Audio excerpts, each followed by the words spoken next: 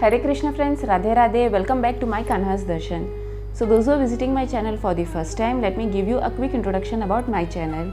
Here I share the topics related to Mahabharata, Bhagavatam, Bhagavad Gita, Puranas, Vedas and the stories you might have heard but have forgotten. So please support me by subscribing to my channel and also click on the bell icon so that you can get my new video updates.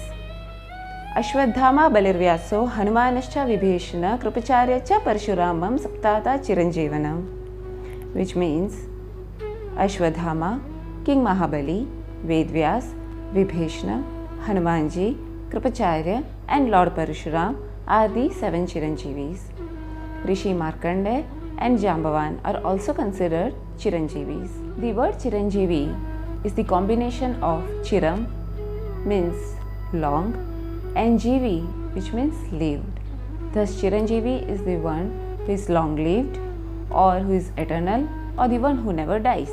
In my video we will see the brief note on each of these Chiranjeevis, and today we will see the story of Ashwadhama.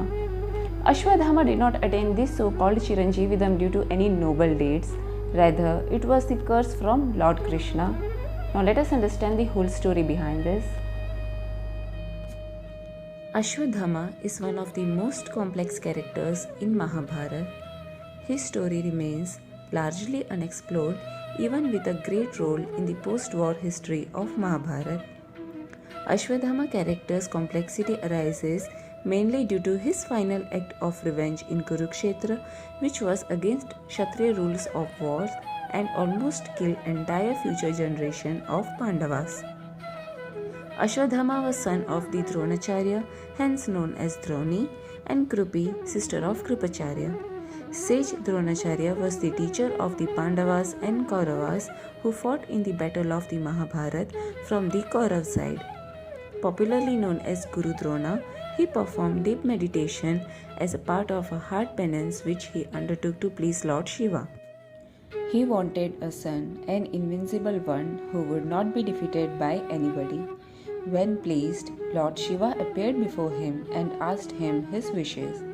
Dronacharya expressed his desire for a very powerful son who would have no weaknesses. Lord Shiva fulfilled his wish, hence Dronacharya's wife Kripi gave birth to Ashwadhama, and he was born with a gem on his forehead which gives him power and also protect him from hunger, thirst and fatigue, and he is today known as one of the Chiranjeevis. He is described as the tall, dark and talented warrior in Mahabharata.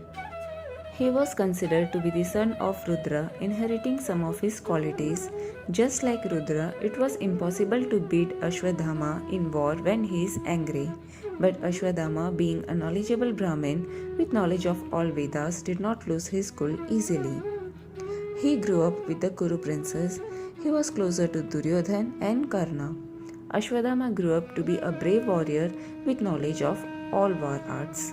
He was only one, apart from Arjuna, who had been imparted the knowledge of Brahmastra from Dronacharya. Ashwadhama was the only one who could dare to tell Duryodhan that he was wrong when he decided to wage a war against the Pandavas, for he knew the power of the Pandavas and that they will be supported by Lord Krishna, who himself is an incarnation of Lord Vishnu.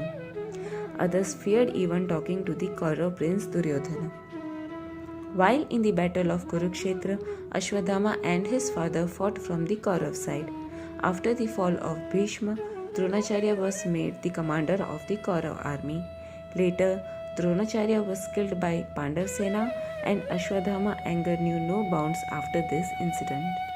He was after all the son of Rudra. It was impossible to stop this angry Ashwadhama from taking the revenge. His story of revenge remains one of the most brutal episodes of Mahabharata, which had no boundaries of dharma and put Ashwadhama into the endless cycle of suffering. Brave Dronacharya perished on the 15th day of the Kurukshetra battle. Karna was made the subsequent commander of Kaurav army. 3 more days into the war, and after the grand total of 18 days, Duryodhan was counting his last breath in the battlefield.